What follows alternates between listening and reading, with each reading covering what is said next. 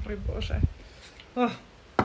Toto, kto nevyskúša, respektíve, nie, že kto nevyskúša, kto to nerobí pravidelne, ten pocit, keď zmiete ten enzymák s starou neviditeľnou vrstvičkou, neviditeľnou, tak to je na nezaplatenie. No a toto, babi, od určitého veku už nám nestačí koncentrácia krému, už potrebujeme koncentráciu masky celonočnej.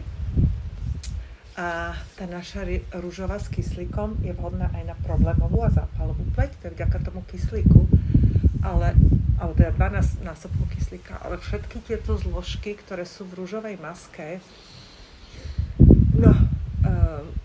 sedmokráska na to zjednotenie pleti, extrakt z plamatky zelenej, čo poznáte ako prírodný botox, klasická kveť desina kvôli degradáciu